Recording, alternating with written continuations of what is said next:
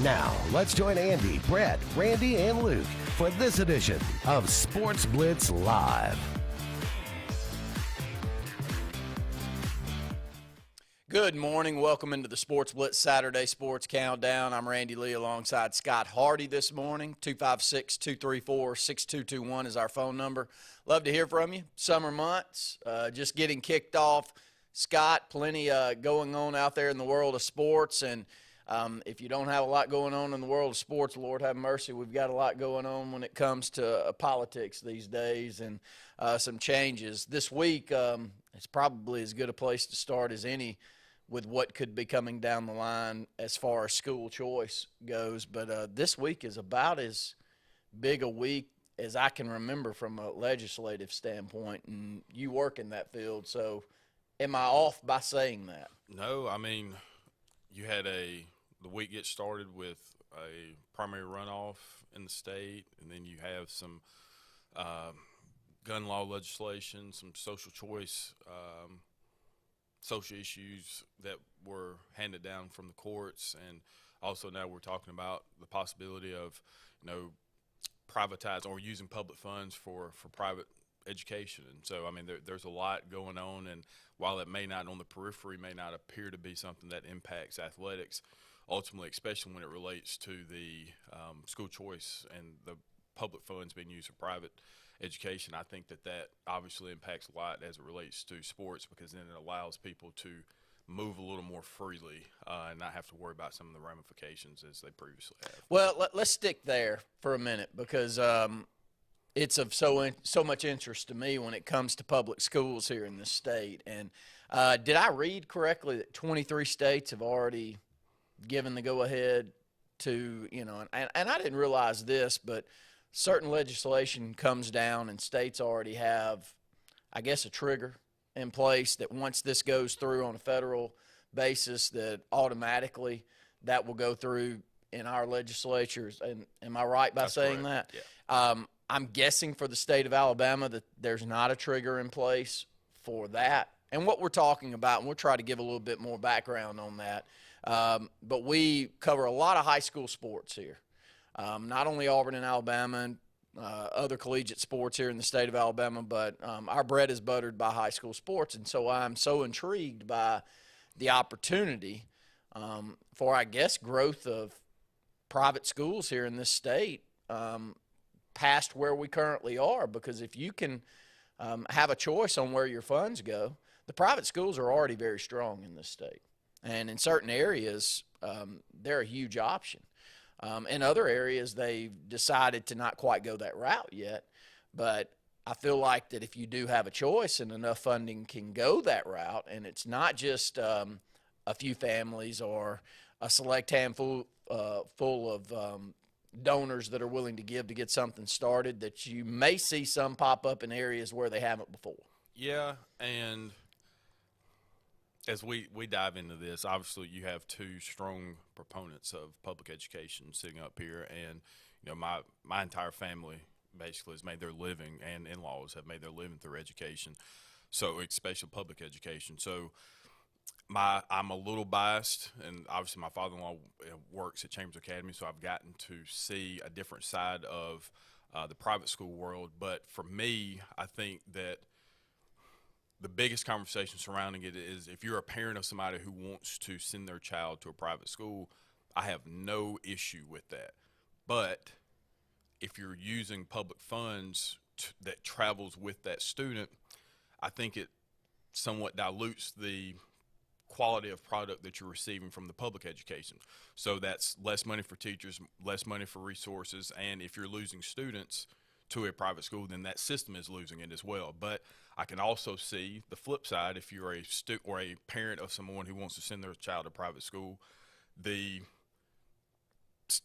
statement they're saying is, well, we're paying twice essentially if I want to send my school to private school. I'm paying not only for the money to go to the public school, but then I have to also pay for a private school. So I get it, but in my mind, I think that public education is a right, and I think that private education is more of a choice. And so if you choose to do that, that's fine, but it shouldn't be something that taxpayers have to do because you made a choice. It wasn't like there wasn't an option available for you to attend a public school. This is one of those situations where I can see both sides of the table very easily. I have been a major proponent of the public education system, the same as you, and I've probably sat up here on shows just like this for almost 20 years, banging the drum.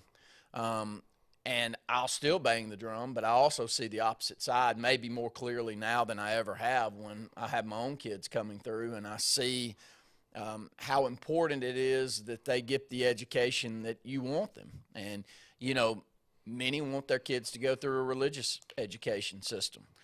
Most of our major private schools here in this state are set up that way. Let's just run them down. UMS Wright, St. Paul's, Trinity, St. James. Just keep going down the list. A lot of the major, Montgomery Catholic, a lot of the major ones that Briarwood, you can run down are all set up in that regard. And if the money that family's throwing towards public education can now go to private, those schools are already strong. That grouping of 6 or 7 schools are 6 or 7 of the strongest schools in the state of Alabama. But they're limited on who can come, how many they can have, and then enrollment numbers. And so there aren't options for everyone to go there. It costs. And my issue with it is you watch what happens when, even if it's 20%, make a decision, okay, I can do that. Well, I'm going to go do it here instead of sending my kids to public school. And you take 20% out, the public schools are already struggling. You can't find enough teachers. You can't pay them what they're worth. We all agree with that. My mother was a PE teacher. I lived under the roof with somebody that screamed and yelled that they didn't get paid enough, and I agree with it. They don't get paid enough. Your parents are the same way. Your whole family's been educators. Your uncle's a coach and an educator currently, and you got other family members that are involved with it. I get it. Trust me, I believe, but it becomes a business, though. I hate to say that, and it shouldn't be that way, but I think we're going in that direction, and it's going to change the landscape drastically if it goes through in this state. I don't see how it won't. Yeah, and again, I'm for anybody. I will never say anything about anybody, how they choose to raise or educate their child. I have no issues with that. But when public education is already severely underfunded, and many people say it's not, you can't keep just throwing money at it, which to an extent I agree. But when teachers are not equipped with the necessary resources to be able to provide the quality of education that a parent would like their child to receive, it's always pointed at the education system, and it's not looking at what is causing these issues. So am I coming from an area that doesn't necessarily have the financial backing to be able to do some of the things that other schools have? Look at it locally in comparison to some other schools. Yeah, if you're a school like Coos County, let's just be honest, when you're struggling for funds, if you start losing kids to a private school that popped up or a charter school that popped up in Coos County, that system dies.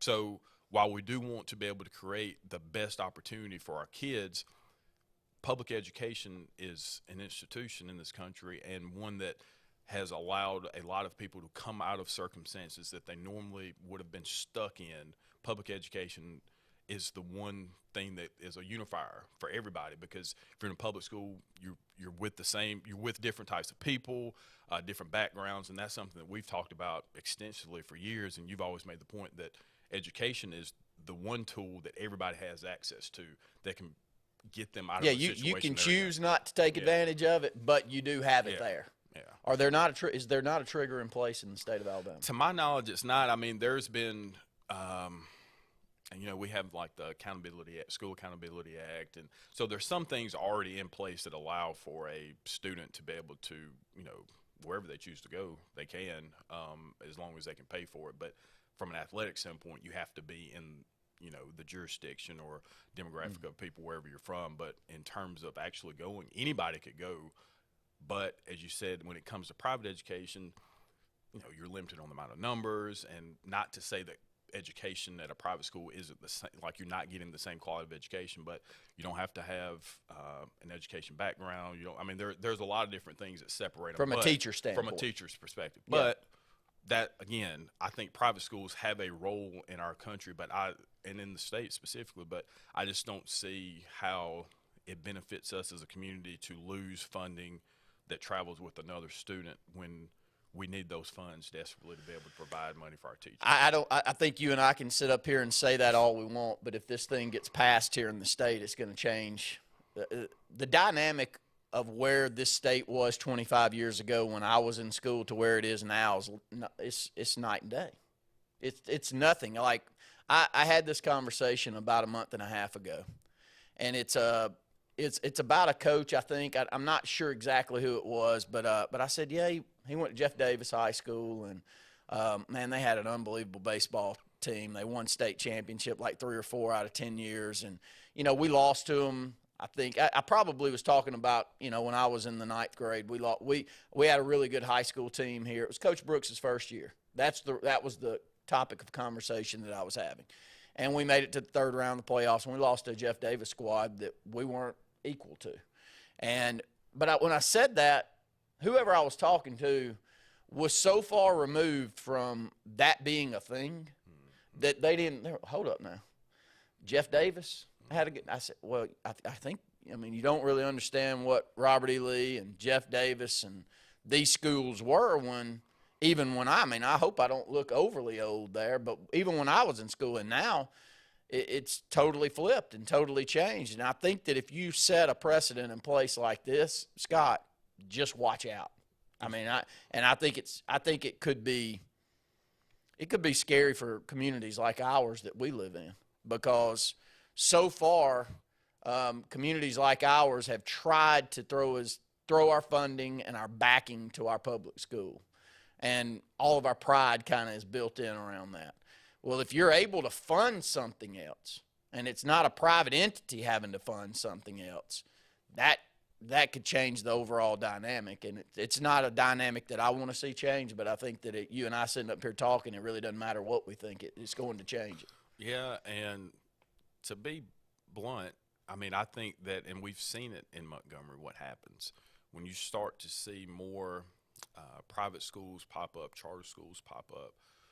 What tends to happen is inevitably there's segregation that takes place. Sure. And so, that's a concern of mine, is that, you're bringing it back. And there's some, staunch proponents of school choice are going to say, well, we're giving opportunities for students who really need to be in a different situation, who could thrive academically, but their current school doesn't offer the type of things that's needed. I get that. But it's inevitable, and it may not even necessarily be from a racial standpoint. It's going to be from a socioeconomic standpoint. Oh, yeah. And so that's going, you're going to really see the separation of people in terms of who has and who more and more of that in today's world, where you have interracial marriages. It's really a socioeconomic deal. I really truly believe I'll argue with anyone that it is that now. Am I wrong?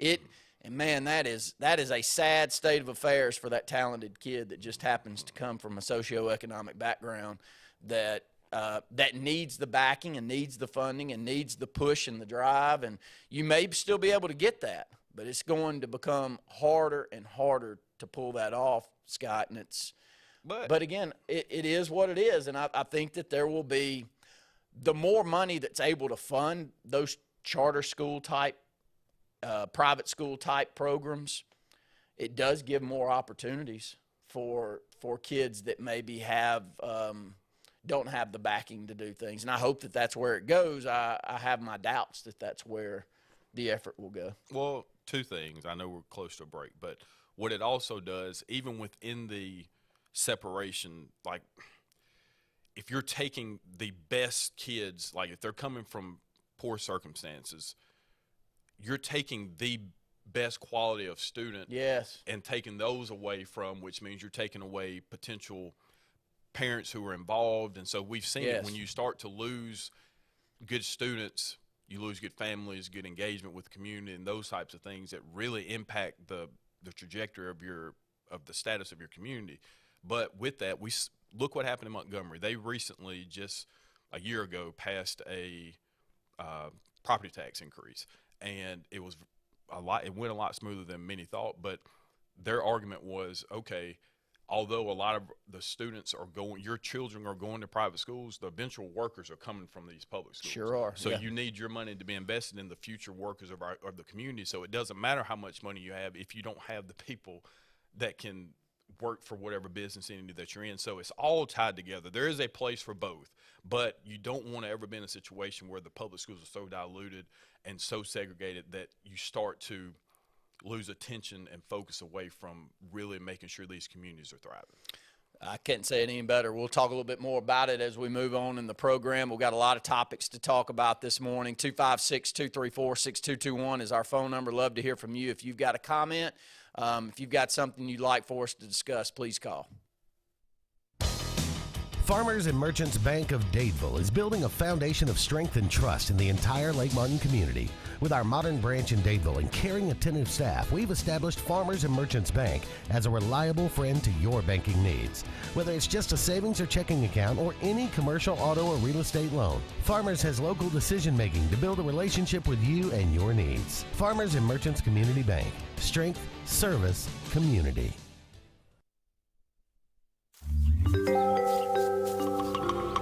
What's the verdict? Can't fix your heat pump.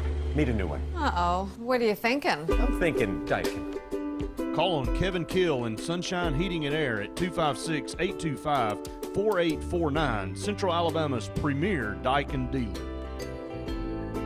So what's he thinking? Oh, he's thinking Daikin. Daikin, one of the top selling in the world. Now I'm thinking Daikin. Daikin. Comfort for life. Russell Do-It Center and building supply stores have the tools and materials to get the job done right, whether you're a professional contractor or just a weekend do-it-yourselfer.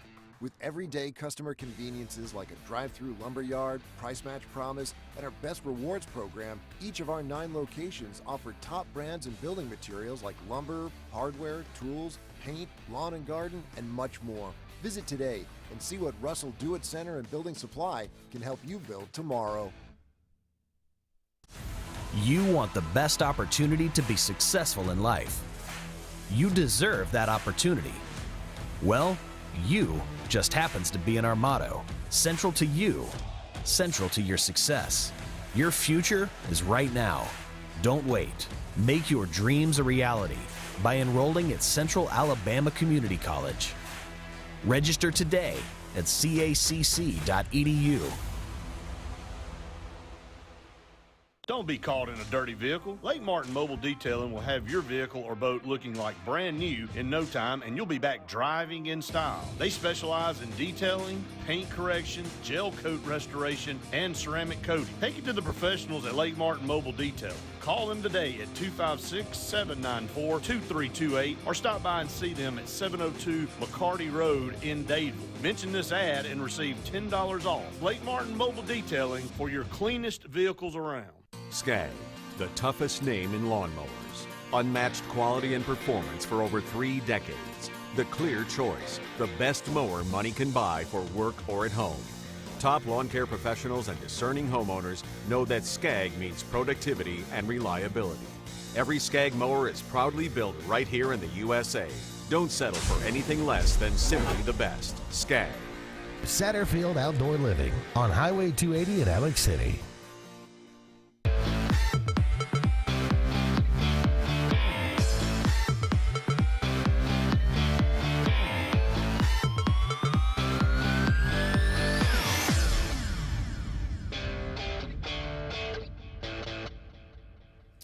We'll stick with this topic one more segment because it is of interest, because I saw the legislation come down this past week, and no, we're not talking about Roe versus Wade, and you will not get that on this program. If you're looking for that, go somewhere else. But what we will talk about is the school choice legislation that's coming down, and if that's the case, the state of Alabama I have not seen adopt this yet, Scott, am I right? Not to, I mean, and I saw it, and I need to be transparent. I did not get a chance to read what you was have sent, been busy, but I will back you for that. But I do know that there has been a strong push over the last 6 months or so, year or so, really for school accountability, school choice, and providing an opportunity for parents to have a choice on where they send their I'm honestly surprised that if 23 other states have adopted this, and this meaning your tax dollars that is going towards funding public system can now be pulled in and can help fund the private system that you choose for your kid to go to. It could be a religious school, could be, which most of the larger, more predominant schools here in the state of Alabama are religious-based schools. It could be all of those things. And so I'm surprised that the state of Alabama, of all the states, don't have a trigger in place that says, oh, if that's an option, we want that. Feels like Alabama would be the first one in line to take advantage of that. Yeah, and I mean, if it's not something like that, if there's not a trigger law in place, then I'm sure that there is something going on. But what happens is, too, is you've had in the last 2 administrations, guys, and I can't remember who the person is now who's the head of the Department of Education, but Betsy DeVos, when she was in, was probably the most conservative, and now the person heading it up now probably the most liberal in terms of legislation and ideas of pushing education.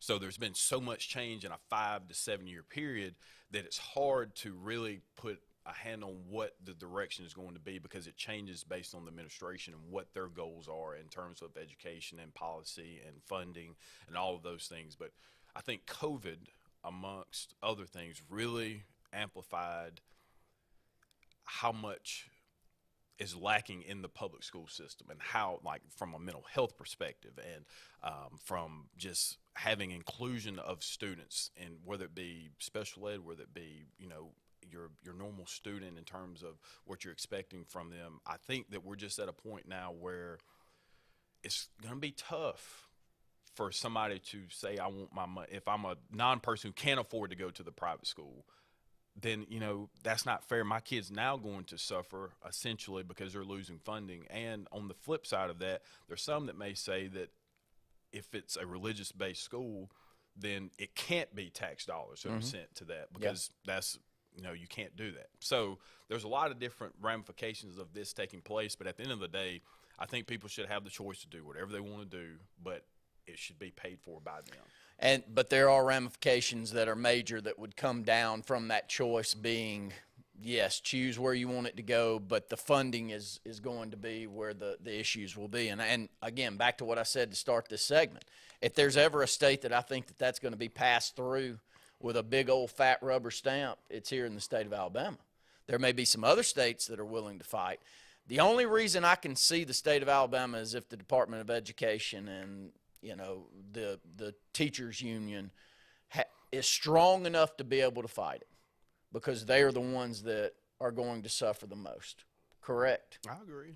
And, I mean, that's really where it's going to have to start. I think you'll have to see the representation of teachers, who, whether it be unions, AEA, associations, whatever it may be. I think they're going to have to really play a role in this, and so you could see an emergence of more labor organizations really, you know, stepping up. And I'm not calling teachers labor, but for the sake of the conversation, unionizing even more strongly. But in the states where you would really need that type of attention to get what you want done, it's not going to fly that well in the South, particularly, where, you know, unions are not necessarily displayed as something that great. But saying all that, I'm with you. Alabama, more than likely, if there isn't already something in place or in lieu of what's happening, you'll see it happening down the line. But from an athletic standpoint, again, what this would allow somebody to do is play for a school and not have to worry about, because if it's education based, if you're moving because you want to get a better education, then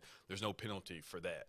But from an athletic standpoint, you still would have to live in the – unless you're at a private school. Unless you're at a private school. Which is what I'm saying here is that there will be more private schools.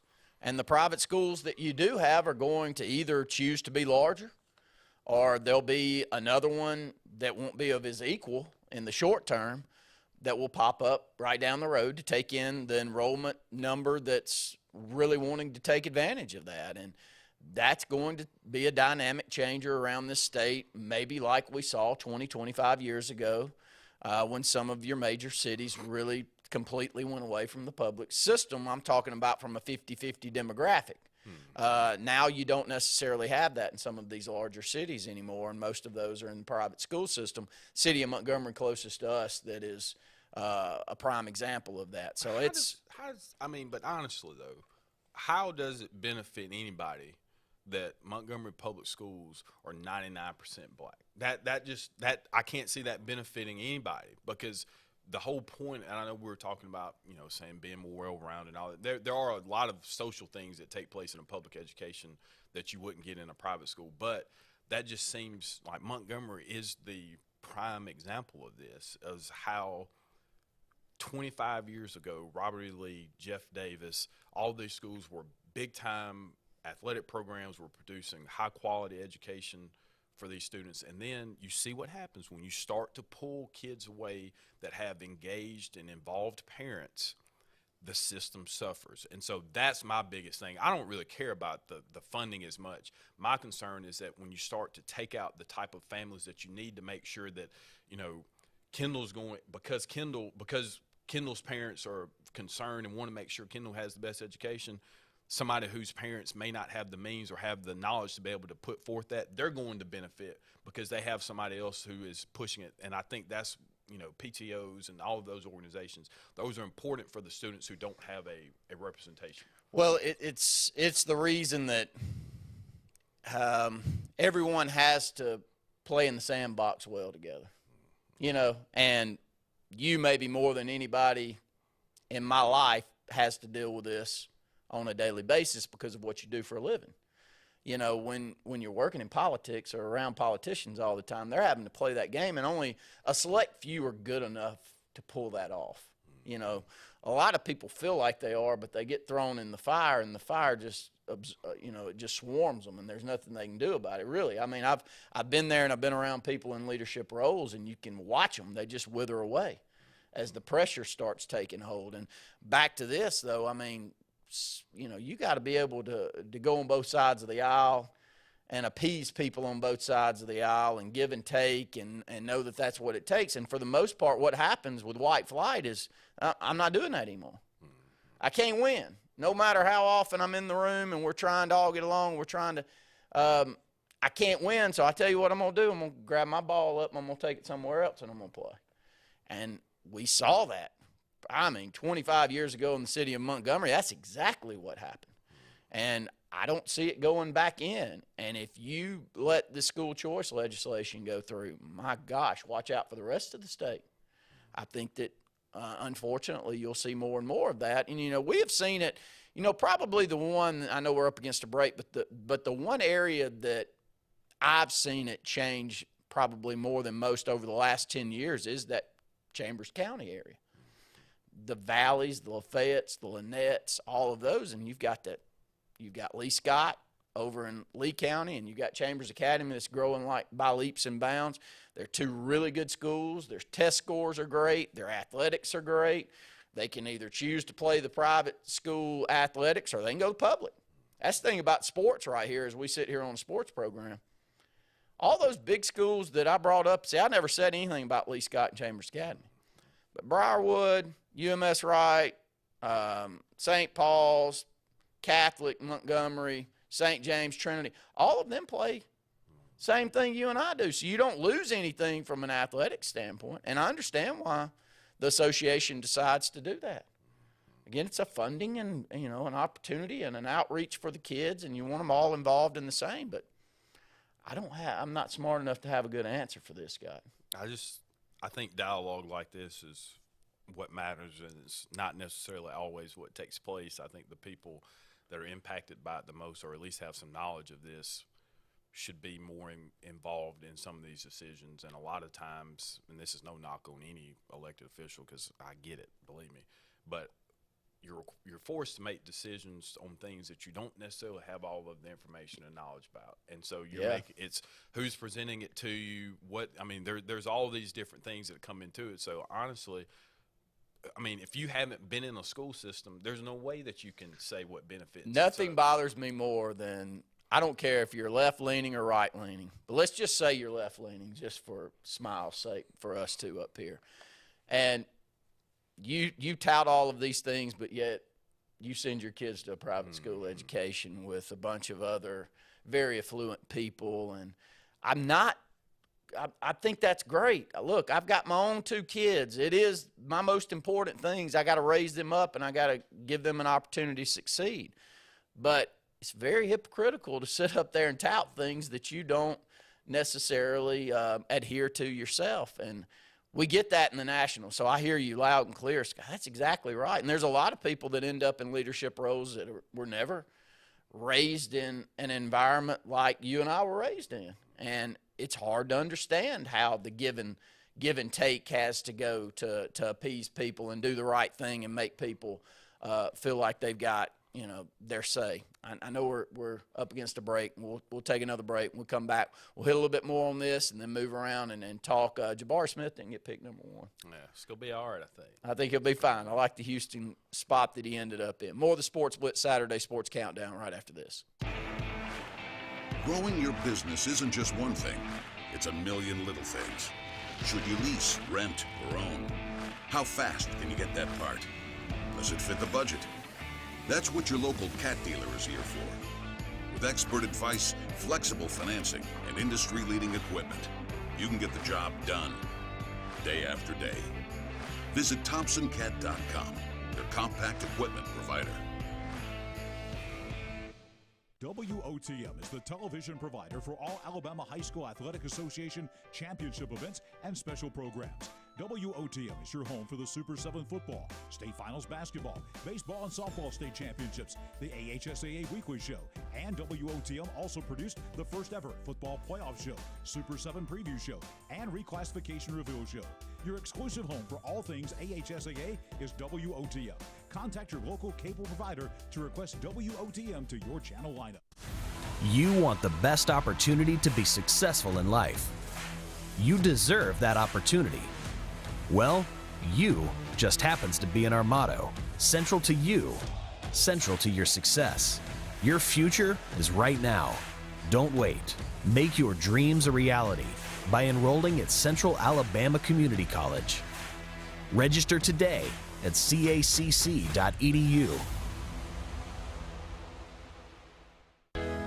Alex City Internal Medicine and Nephrology and Weight Loss Center provides optimum care for the whole person. Dr. Dimo Popov specializes in the prevention and diagnosis of high blood pressure, kidney disease, diabetes, and acute and chronic conditions. Our weight loss clinic offers lipo shots and a guide to healthy weight loss. Alex City Internal Medicine and Nephrology and Weight Loss Center, where lifestyle changes are made.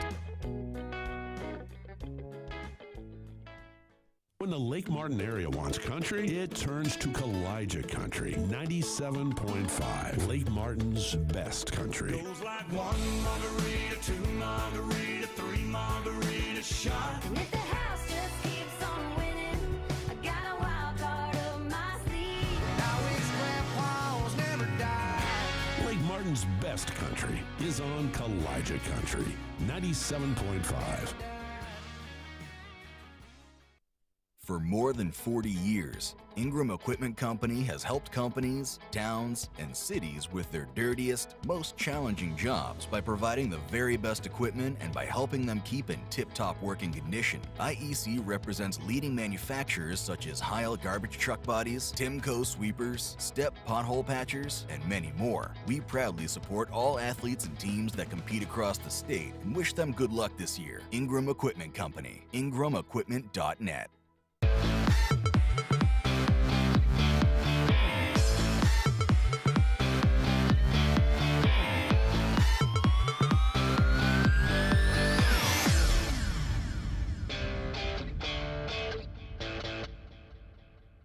Welcome back into the Sports Blitz Saturday Sports Countdown, 256-234-6221. Well, we knocked that around for a couple of segments, and we'll possibly come back to it to close the show out today, but I did want to roll over and talk about the NBA draft. A lot of us Auburn fans felt like Jabari Smith could be the first number 1 pick coming out of Auburn. It didn't work out that way, but he was the number 3 pick going to Houston, and feels like a market that he can thrive in, to be honest, and it's a market that could be huge if he could, make a big splash out there. I'm kind of the longer that I get away from it, the more happy I am for him where he ended up. Yeah, and I mean, not that either organization is just run greatly, but the Magic are a disaster. They're a dumpster fire, and that is what it is. Now, it would have been fun to have him and Truman playing together, and they've got some nice pieces around, but Houston, I think, is a much better spot. OKC would have been horrible too. So I think Chet was locked in with Oklahoma City regardless. Had they had the number 1 pick, Chet was probably going there. But saying that, Jabari and Jalen Green will be great. Porter too. I mean, that they have a nice nucleus of players, and if they were to allow John Wall to play with all of his health issues and all of that, if he's able to play, that's a team that can compete. I mean, they're 3 years away or 3 years removed from playing in a Western Conference final. So this isn't a team that just can't play. Like, I think Jabari there will be a tremendous fit and somebody who plugs in immediately. Or a city that lacks funding. You know, you get behind that program and they start winning. They got the funding, and they've thrown money at this thing like crazy over the last 10 years. I mean, they had James Harden. They had so many other. Yeah, they've really tried to throw money at it to go out and win. This isn't the Kansas City Royals pulling off a World Series victory when you look at the payroll and you go, my gosh, they've got a tenth of the payroll of the teams that they're beating. This is not the case here. This is more of an Atlanta. You know, if we're winning, we're going to go all in, and we're going to try to bring a championship home. If we're not going to go out and try to outspend, which is funny to say the Knicks or someone, because the Knicks, their spending hasn't worked out well for them. But the Lakers, they're not going to try to go out and spend those programs. But I do think he ends up in a good spot. It's just a wild time to be an Auburn basketball fan. It's an alternate universe, to say the least, to see that Auburn has 2 picks in the top 22 picks of the draft. Kessler clearly made the right decision, didn't he, coming out in the draft? Yeah, I mean, his value probably isn't much higher. I mean, he could be a top 10 pick or a lottery pick if he would have stayed, but I think that you risk a lot of things if you're him if that happens. So you know you're getting some guaranteed money, and I think that his game is one that he'll be in the league for a while, so he'll make that money up by not being a lottery pick. He'll get some of that money back. I totally agree. You know, I think of a couple of players, one in football and one in basketball currently with Auburn, that changes my perception of whether you come out when you've got a pretty good grade or you don't and try to come back and try to raise your grade. Here at Auburn, Flanagan has proved positive that if you get a good draft grade and you're going to get first-round money and you're not overly positive that you could come back and take, say, a 22 down to a top 5, which is not the way I feel for Walker Kessler, you better go take that money, and you better go ahead and take, because now we're watching Alan Flanagan, and I hope he has another breakout year like he had his sophomore year. But we're sitting here going, is that guy going to end up in any league? I don't know that answer is yes at all at this point. When you look at football, a couple of years ago, Spencer Rattler, who's now at South Carolina, a lot of us thought that if he had the year at Oklahoma that many expected, that he may be the number 1 overall pick in the NFL draft. Now, man, we're having conversations. We're having shows around the Auburn Blitz going, what does South Carolina have in Spencer Rattler? I don't know if it's much better than what a lot of the rest of us have. So, Scott, I mean, you better go take it when the opportunity presents itself. Yeah, and a lot of times the need to enter the draft is usually tied to you needing the funding. Like you want to go ahead and get the money, and I understand that. But if you're not like a Flanagan, like even if he came out and scored 30, 12, and 10, he's not going to be a lottery pick. So if you're him, any opportunity really to play, if that's what you want him to do, you probably maximize it, because I think that he's reached his peak. He could come back, like you said, and have a year similar to what he did 2 years ago, where he entered last season as an All-SEC preseason player. But now, shoot, 1 year could derail your entire projection of the amount of money. I mean, you could lose millions of dollars based off of that. But saying all that, I do like where they're going now with these with the drafts, and saying, you know what, you can go back as long as you don't sign with an agent. You can go back, and so I think that is what needs to happen. I mean, you have to have conversations about where you may want to go and all that, so agent could be necessary. But if you're kind of on the periphery, see what they say, and then if it's not that great, just come on back. And I think you'll continue to see that with the emergence of NIL. Well, I think with NIL, it gives you an opportunity to come back and maybe make you may not make as much money, but you're going to make close to equal money in that first couple of years. You look at what Drew Timme. I mean, why would Drew Timme come back? I know he's not a premier athlete, but he's going to be a pro. And he's going to be a productive pro for probably 7 to 10 years. But, gosh, can you imagine what kind of NIL deal and what kind of endorsement deals he has at Gonzaga? Scott, I mean, can you imagine the commercial deals I'm sure he has at Gonzaga with the elevation that program's reached and what type of player he is? Or you take it Sheboy there at Kentucky. I think I heard the NIL number on him was $2 million. Yeah. Isn't that right? Come back. Well, I mean, if you're a dead set top 10 pick, you're going to get that money anyway. But if you're not, it's $2 million. I mean, we're not talking about, and I don't want to limit $200,000, but the difference between a $200,000 and a $2 million deal is a lot. That would change. And, you know, the one player that you just brought up that is the reason that we're so excited for Jabari Smith Jr., Auburn has him if it weren't for money. I think he's come out and said, yeah, I was going to Auburn. That's Jalen Green. I was going to Auburn. Bruce Pearl had me.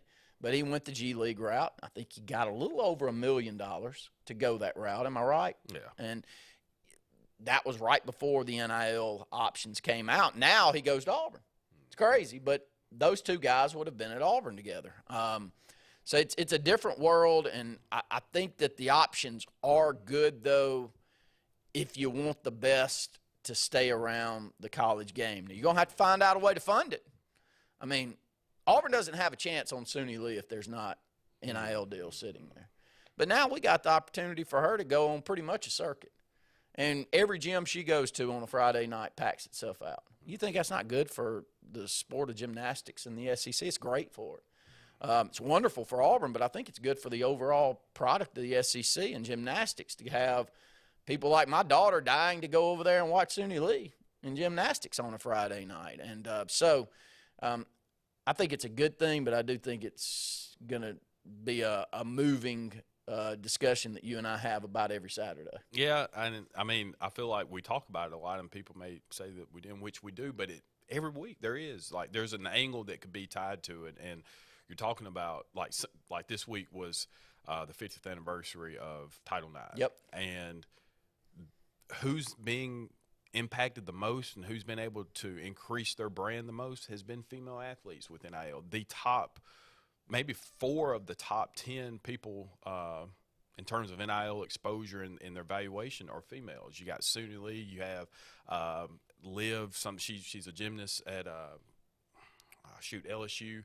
You have the Cavender twins who now play for Miami, previously with Florida State. I mean, those 3, not necessarily Suni, but she already kind of had the national brand. But they have tremendously upped the amount of exposure, not only for themselves, but for the university and the sport that they participate in. So I think you're seeing now how this could actually blend in or bring shorten the gap between male and female athletics in terms of funding and being able to make sure that you have what's necessary to make it sure it's equitable for everybody. We'll go ahead and take another break. When we come back, we'll talk a little bit more about Title IX. I've watched a lot on that this week, and I have a good discussion that I'll throw along to you that it was a conversation that I had when I was living down in Mexico, actually, in the mid-'90s.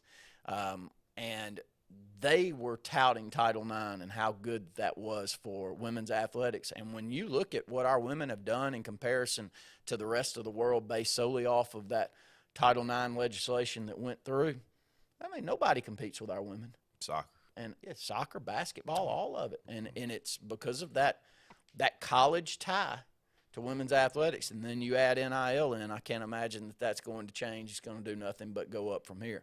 256-234-6221, more of the Sports Blitz Saturday Sports Countdown right after this. Hi, this is Brian Bice with Bice Motors. With our all-star lineup of Dodge trucks, Jeep, SUVs, and Chrysler cars, we offer the area a team dedicated to making your next vehicle purchase a positive experience. Our sales team offers competitive pricing, and we back up all sales with a service department second to none. Bice Motors also offers the area's best selection of pre-owned vehicles. Visit Bice Motors at 2133 Cherokee Road in Alexander City. Guaranteed lowest price. Buy it at Bice Motors. You already know the power and reliability of a Mahindra tractor. Get ready to meet their ATV and UTV lines. Haul more and tow more. Do more. Reaching speeds up to 60 miles an hour. Models have a 12-inch ground clearance and the ability to haul up to 1,200 pounds.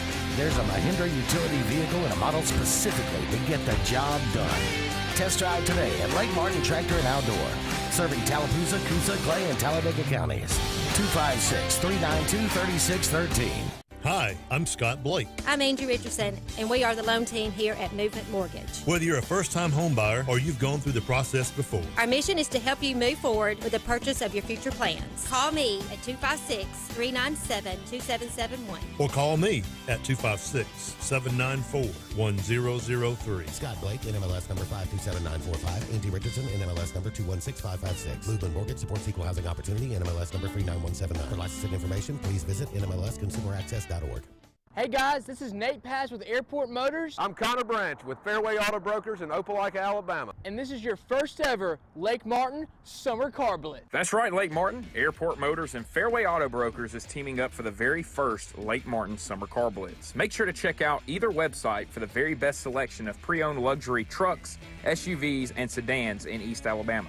Get pre-approved in minutes online and make sure to use the keyword Summer Blitz in the comment section for $500 off internet price. That's keyword Summer Blitz.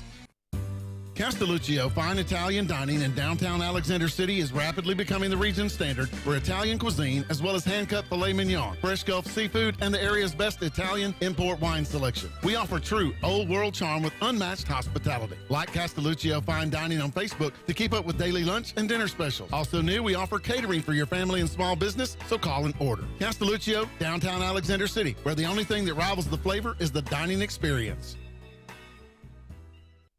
You've dreamed about the perfect house, a place to call your own, and a place to not only stretch out, but to grow. Auto Owners protects your house because to you, it's home. That's simple human sense.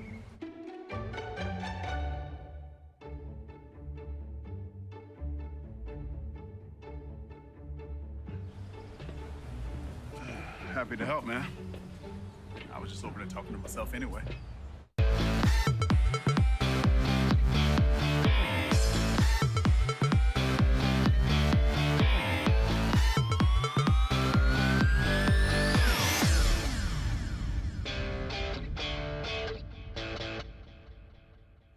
Welcome back into the Sports Blitz Saturday Sports Countdown. You see the phone number down there at the bottom of the screen. We'd love to hear from you. 256-234-6221 is the phone number. We didn't talk about J.D. Davison, but he does get drafted. Who's that? Well, he was, when we watched him in high school, Scott, you saw the athleticism. If the shooting touch could get there, you could understand why a lot of teams would want. He ends up going, which is great. And I do think the ceiling's very, very high for J.D. I hope that things work out well for him. But I was glad to see him not go undrafted. That would have been a bad thing. Yeah, and we just spent the segment before talking about should you stay, come back, all of those things. I'll say this: whoever gave him the advice. Now it could have been too. Nate Oates may have said, "Hey, this is not gonna work. We think you should go to the draft." But overall, whoever was leading that charge from his team, I think gave him some bad information because he by mid-season he'd gone from a potential lottery pick to he may not even be drafted. And so he's going to have to come back for a second year. He was considered a one-and-done guy, and now it didn't look that great for him, but. He's a high-ceiling guy for sure, but his floor is pretty low at the same time. So you have to deal with both things. But maybe he goes and, they'll send him to the G League. Maybe he'll get some time to really develop his game some more. Yeah, he reminds me I hate to keep going back to Flanagan, but I'm going to go to a couple of players. He's got the athleticism of Ja Morant. Mm-hmm. He really, when you watch this guy play, you're like, if you could just get your overall game to that level, your athleticism touches his. And there is not athletes in this world any better than Ja Morant. But that's what his leaping ability, that's what his speed out there on the court looks like when he's at full gear. But his confidence level is just not there yet. So if you were to tell me that he becomes an all-star in 5 years, I could see that.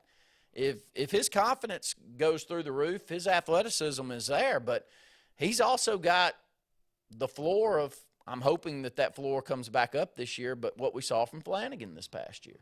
Flanagan's a premier athlete, plays way above the rim, willing defender, good, strong frame. All of those things that I think J.D. Davison worked well is going to look like. But then you get out there, and it's both of them's really – it's a confidence thing, and I don't – that's a fleeting deal that you're looking for all the time anyway, and either you have it or you don't.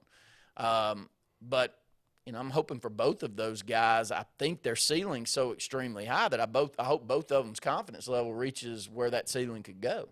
Yeah, and I will say that I do think that both of them, especially with JD, he had so much expectations and they were so high for him that, when you start to have a few games that aren't that great in a row, then you start to lose that confidence. You look at somebody like Flanagan, who many thought that when he came back from his injury, that was the missing piece that Auburn needed to win a national championship or make a long run.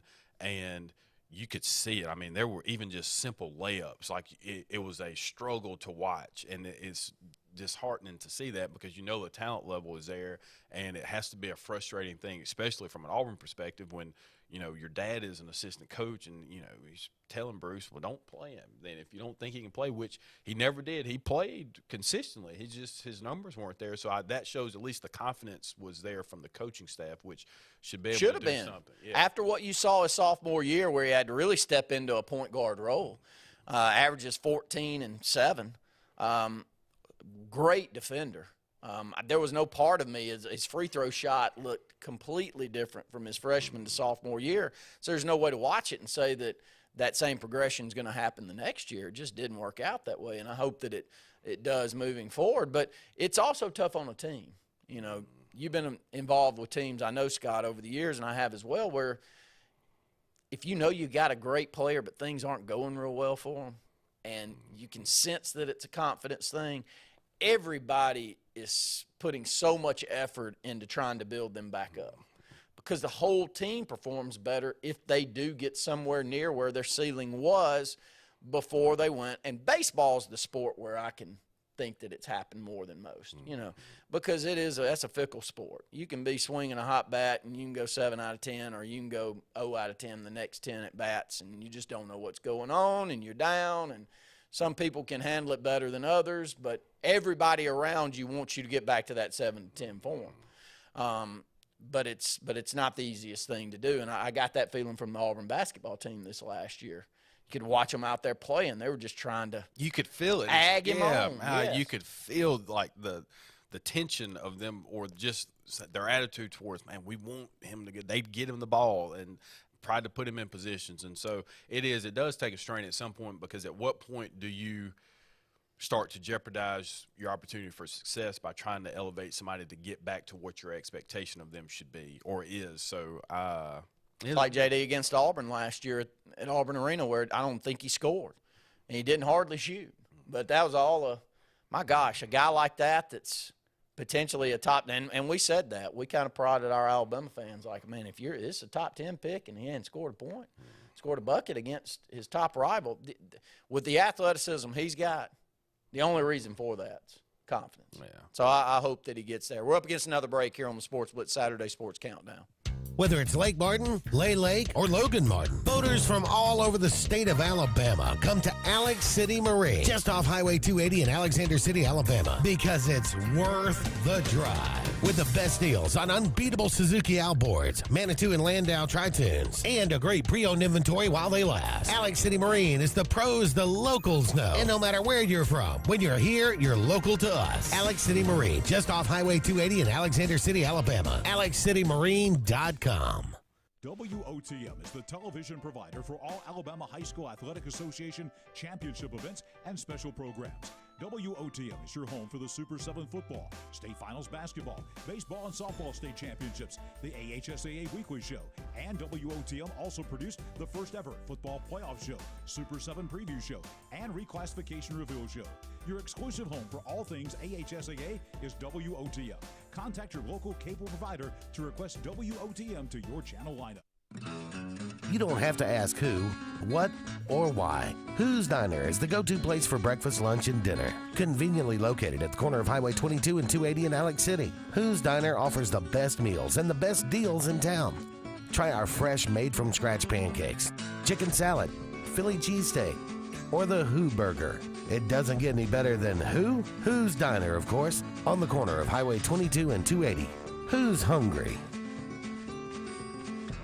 Fast, fresh, and friendly. That's the Allen Brew Market mission to our customers on the go. Allen Brew Markets of Talladega County fuel your vehicle and you with the best coffee, drinks, snacks, and food, so you can get your day on the fast track. Allen Brew Markets are always convenient with Sylacauga locations on Main Avenue, Highway 280, and Old Birmingham Highway. Allen Brew Markets has everything for the family on the go, and we're always brewing up great specials. Fast, fresh, and friendly. Our guarantee to you. The same professionals you've trusted with your urgent care is now your primary health provider, Main Street Family Care. We provide annual physical exams as well as monitoring health conditions such as high blood pressure, diabetes, asthma, and more. All major insurances accepted, Medicaid, Medicare, and have self-pay options to accommodate everyone. See us in Alex City, just across from Walmart. Your care is our primary concern. Main Street Family Urgent Care. Heal better, feel better fast. Why is Sarah Automotive Group on Highway 280 in Sylacauga the place for the best deals on your new ride? 3 compelling reasons. 1. With 3 full new car dealers on one lot, you get the best in comparison and incentives on Fords, Hondas, and Nissans. Unmatched selection. 2. Sarah pays over market value for your trade to maintain East Central Alabama's best pre-owned vehicle selection and sale. And 3. The Sarah Automotive price won't be beat and delivers lower payments and huge value on your next buy. Shop online or on Highway 280 in Sylacauga.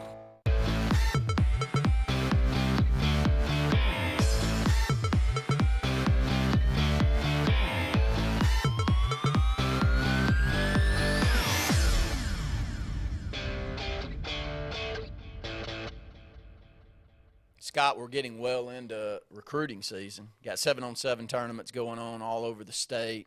I've just seen more and more players, thank the Lord, that we're past some of the COVID restrictions and you can welcome the players on campus and have them an opportunity to go through camps and see certain things. And I'm not just talking about football, I'm talking about basketball also, and that's a good thing for coaches to actually put an eye on you outside of your, arena, maybe you playing in a high school game, so that's a good thing. But here in this state, you would think you're about to hear in the next month a lot more kids commit to where they want to play some of the bigger names.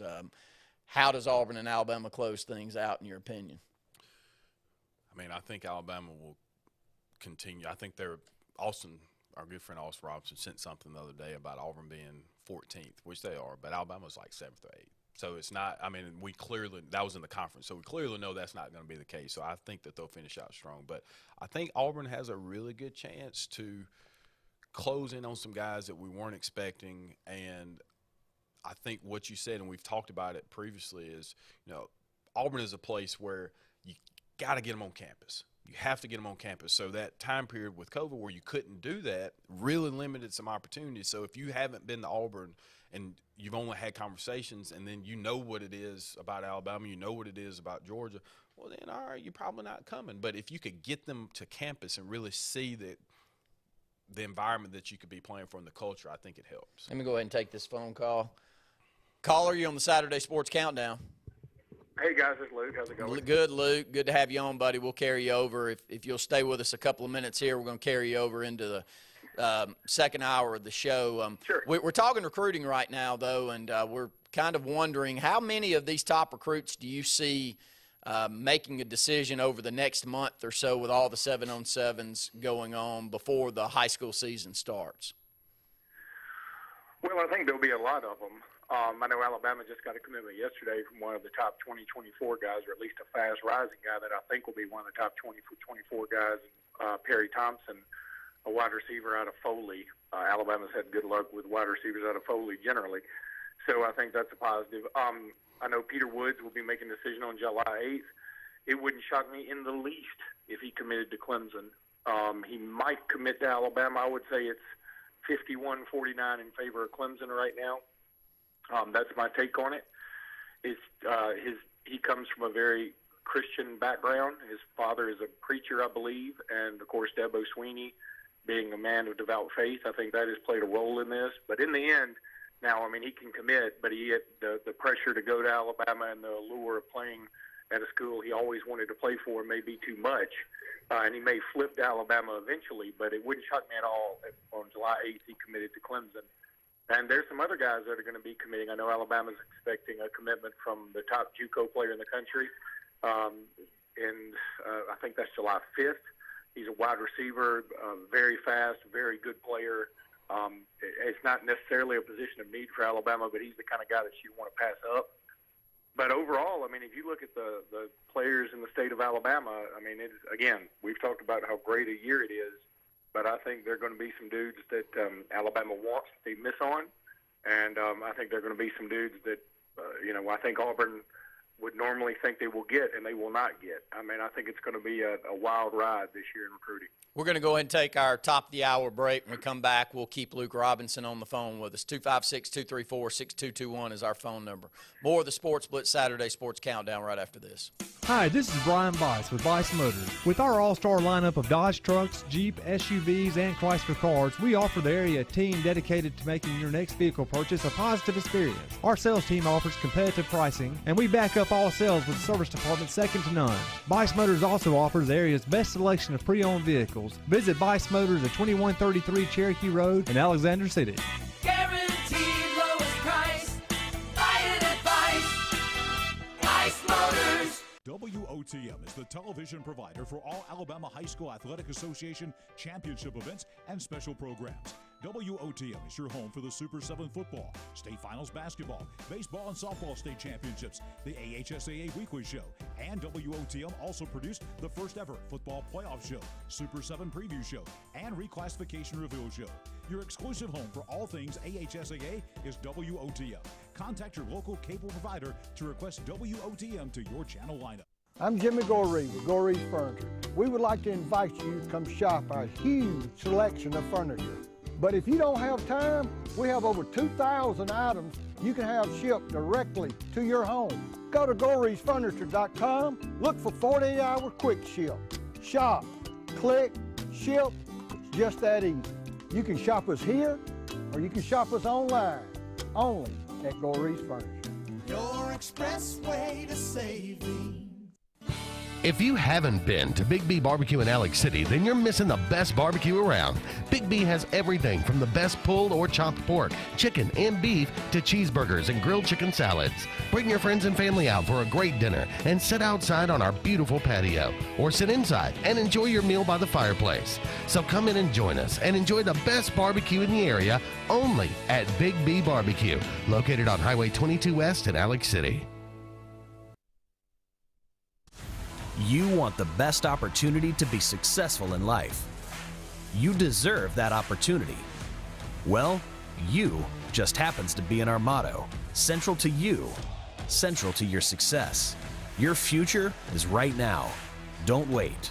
Make your dreams a reality by enrolling at Central Alabama Community College. Register today at cacc.edu.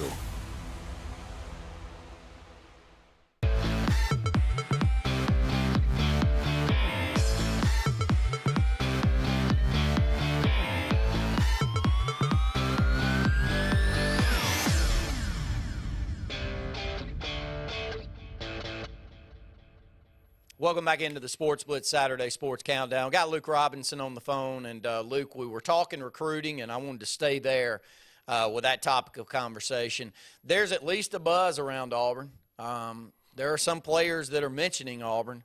Do you see any change or any mood swing towards whether Auburn picks up, say, any of these top 20 guys here in the state of Alabama? I think they can pick up some of the top 20, but do I think they'll pick up any of the top 10? No. And I think that's where the bones are buried. And it's not like, yeah, they'll pick up some of the top 20. It's not like they'll pick up the other 10. I think they'll pick up some of those guys. And look, I'm not trying to paint this picture of doom and gloom.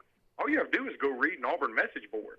I mean, that's all you have to do. Oh, yeah. If you go to 24/7 right now, there was some buzz on an Auburn message board like, yeah, things are really picking up. Well, if you look at it yesterday, there are hints being thrown out by people that tend to know these things that, even that Brock Glenn, whose first name is Auburn for the school, is not even leaning to Auburn anymore. So, yeah, I think that to pretend like that Auburn is picking up steam in recruiting, I think is really burying your head in the sand a little bit. Again, I'm not trying to be like Terry from Talladega, and I love Terry, but he hates him some Brian Harsin. And I understand it. If it has to be done eventually, it has to be done immediately, all that stuff. But what I'm saying about Terry's point is I just don't think this is going to work, y'all. I just don't. I don't think his recruiting style is going to work. They may pick up a few guys. They may pick up a couple of 4-stars. But when you look around and you see what LSU's getting and you see what A&M's getting, and, of course, Alabama and Georgia, man, it's tough. It's tough sledding in the SEC, and it's going to be really hard for them. And if you don't think recruiting is a big deal, if you think that, hey, we can, if you still think this is the 1980s where we can find diamonds in the rough that, just want to be at Auburn or want to be wherever, go look and see what's happening in Florida. I mean, Billy Napier put out something, saying, hey, look, things are going to get worse before they're getting better. He actually wrote a letter to that extent. Things are going to get worse before they get better because I'm trying to clean up. I'm trying to clean up our whole area, trying to clean up our program. And, we're going to miss on some recruits, and apparently they are about to miss on some. And a lot of guys are in the transfer portal, and their fans are going nuts. So I'm just telling you, it's a wild time to be coaching. It used to be I thought coaches were overpaid. I don't think they are anymore because, Brian Harsin makes $5 million, whatever he does. Yeah, I know he only won 6 games last year. But, man, if you ask me, I think he was kind of underpaid to take the kind of grief he's been taking and continues to take. And then next year he's going to be going up against Jimbo Fisher, Nick Saban, Kirby Smart, Brian Kelly, just about week after week after week, not to mention James Franklin. It's brutal out there, y'all, I'm telling you. Thanks for painting such a great picture for us there, Luke. I did want to ask you about Arch Manning and how close was Alabama for that to actually being something, and what do you think about his decision to go to Texas? I think Arch, by the way, handled his recruitment as well as anybody of his stature could ever handle a recruitment.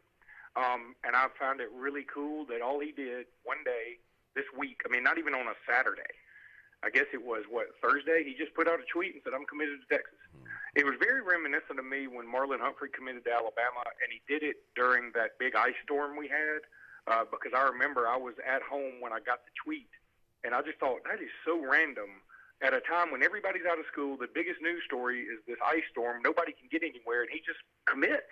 I thought that was really cool and just sort of understated. And Arch Manning was the same way. He comes from an incredibly classy family. I know some people don't like Peyton Manning, especially Alabama fans for leading the band or whatever, but, got to let that go. I think Peyton Manning is a great dude. I think Eli is, Cooper is, the whole family. And they are unquestionably the first family of college football. And so for him to just handle this in a way, like he didn't have this grandiose press conference, he just committed to Texas. And I also applaud him for committing there, even though I don't necessarily think that's the right choice. I think there's at least some chance that Steve Sarkisian could implode this year and not be there for it. Had Sarkisian still been the offensive coordinator at Alabama, there's no doubt 100% in my mind that Arch Manning would have committed to Alabama. He was still giving Alabama serious consideration, even with Alabama having Eli Holstein committed, who is also from Louisiana, who also Alabama covets. Again, I'm not looking at this like a great catastrophe for Alabama's class, nothing like that. There's part of me that's glad the circus isn't coming to town a little bit, because the spotlight's going to be on Arch Manning from day one. Imagine being Quinn Ewers, who was supposed to be the chosen one 2 years ago, and now he's got to deal with Arch Manning probably on the same campus in Austin come next year. And Texas comes to Tuscaloosa next year, by the way. So it's just, it makes it a little bit more fun that way. And he's the kind of guy, in a sense, I'd rather root against when they're playing my team rather than root for, because I just feel like the weight of the world is going to be on Arch Manning's shoulders. But that being said, I am pulling for him anytime he's not playing for Alabama, because I think his whole family's great, and I think it's good for college football to have people like him in it, because I think the Mannings really care about college football. Last question, Luke, then we'll let you go. As you talk to friends of yours that work in this crazy NIL system that's going on in recruiting, is it becoming a little more clear what's going on with NIL? And the reason I ask that is I've heard some numbers down the line, but, I even sense with Auburn that the longer this goes, the more that recruits are coming and saying, well, look, here's pretty much what the offer is for X university. Are y'all going to be able to get me anywhere near that? Or you're not even playing that game? Are we getting a little closer to knowing how that game is played, Luke? Yeah, and I think the way the game is played is exactly what Nick Saban laid out when he went on his tirade regarding Jimbo Fisher. That's exactly the way this thing is playing out. And I think, when that's just the way it's going to be. That's what Nick Saban's whole thing was about, was one player basically coming to him essentially and saying, I can get this from A&M. What can you do for me? And there's part of me that says that's the world we live in and we got to deal with it. There's part of me that's kind of disgusted by it as a longtime old school college football fan. I just think this is the way it's going to be. And if you're not ready to pony up, you're going to be left behind really, really, really quickly. I'm not saying Auburn is going to be left behind or not left behind. I don't know what Auburn's NIL situation is. I know this, about 6 months ago, guys that are friends of our program like Jason Caldwell, they seem pretty fired up about the direction of Auburn's NIL, that things were going in a very solid direction. They were going to have this kind of unique way to approach it. Well, have you seen any of the fruits of that labor? I haven't. And so it just makes me wonder, when do you start benefiting from it? Because here's the other thing: if you start getting behind in NIL, it's going to be harder and harder to catch up, if you ask me, because these other systems are going to be so entrenched and in place and have a money stream. It's a wild time, guys. I don't know what it's going to feel like, what college football is going to feel like in 3 or 4 years. Luke, we appreciate it this morning, buddy. Have a great weekend. All right, guys. Y'all too. Thank you. Luke Robinson. We'll go ahead and take another break. When we come back, we'll talk about that. Scott, I'd like for you to kind of answer how Auburn's NIL, if you've heard down the grapevine what's going on with that, because he's exactly right. I haven't heard a lot about it unless I'm talking to you. 256-234-6221. More of the Sports Blitz Saturday Sports Countdown right after this. A&M Plumbing, A&M Plumbing, service at its best when you need it most. From the smallest drippy faucet to drain cleaning to water heater replacement to gas lines to total systems replacement, A&M Plumbing handles it all. Visit amplumbing.net today for the experienced, licensed, and insured pros at A&M Plumbing. A&M Plumbing, A&M Plumbing, service at its best when you need it most. They say we live in an age of big data, where computers and fancy algorithms are supposed to know you best. But at Country Financial, we know helping you own your future requires, well, something much bigger. Contact your local Country Financial representative and start planning for your future with a personal touch. Okay, somebody's not wearing their seatbelt. I don't wear seat belts. Might wrinkle my shirt. That's okay. I'm sure they can iron it before the funeral. What funeral? Yours. Almost 70% of people who die in car crashes aren't wearing a seatbelt. Okay. There. You happy? Just happy to be alive. Seatbelts. It's hard to live without them. Drive safe, Alabama. A message from your Alabama Department of Transportation. Life is the story of my Southern Union success began the day I walked on campus. Making new friends, mastering a new skill, reaching a personal goal. The encore performance, the first date, the internship, and now, soon, the dream job. That's the story of my Southern Union success. Register for classes and get ready to watch your Southern Union story come to life.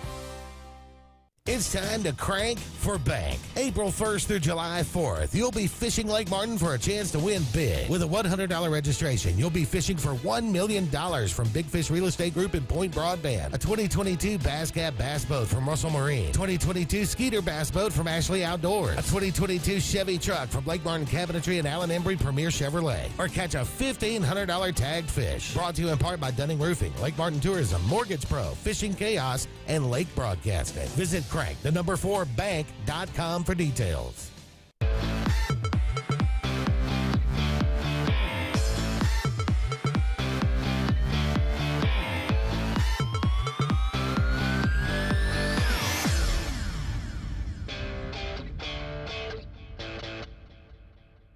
Look, there's no chance you're going to hear me up here saying anything whatsoever negative about the Auburn baseball and basketball program. Okay? You got my word on that, Scott.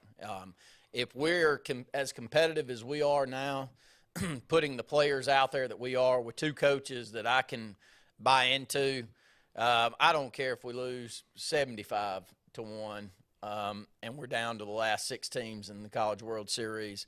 Buddy, I'm thrilled that we just keep banging on the door. At some point you'll knock the door down. But we're there, and it's interesting. And we've got 2 guys going in the NBA draft in the top 22 picks when we went 20 years without putting anybody in the NBA. It's a good time. I hate that we lost the way that we did to Arkansas, but it's still what a great season.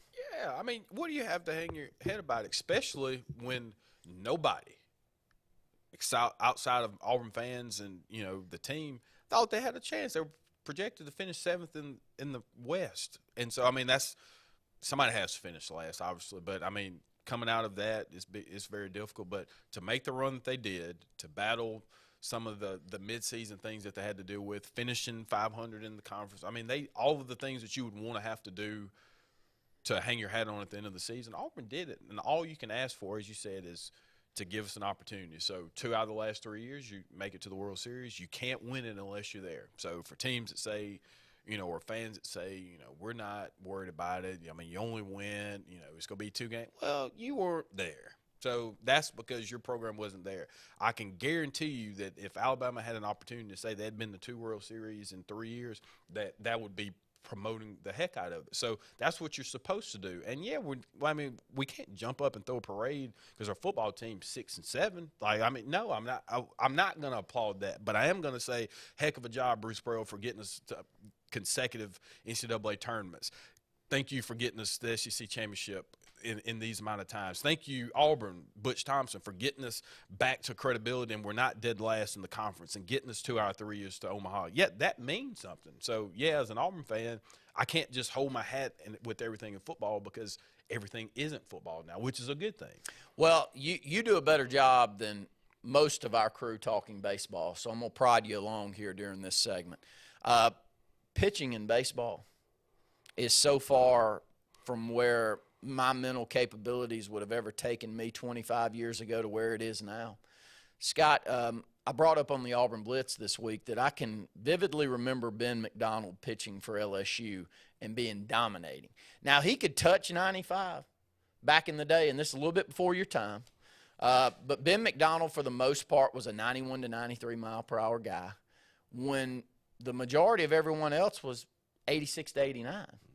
So that was dominant at the time. I think of some of these pitchers that Auburn lost to. These cats that Ole Miss keep throwing up there. Yeah. And even with Auburn, the 3 guys that we threw up there were 95 plus for a majority. That wasn't the case 10 years ago. It is the case now. It's crazy to see the change in just that one position in baseball. Yeah, I mean, people are getting they're stronger now. There's different, from an exercise and aerobic standpoint, there's things that you can do to strengthen your arm and make it faster. But, even take 10 years ago, I bet in college baseball, so when Kendall was pitching from Mississippi State, if he touched 91, it was a miracle. And it wasn't anything like that. But I'm just saying, he was probably sitting at 88, 89. He may have topped 91, 92. And now, 10 years later, he's somebody who's averaging in the top 10% of pitchers for velocity. That's a drastic change. And so where there may have been one arm on a team that you had like that.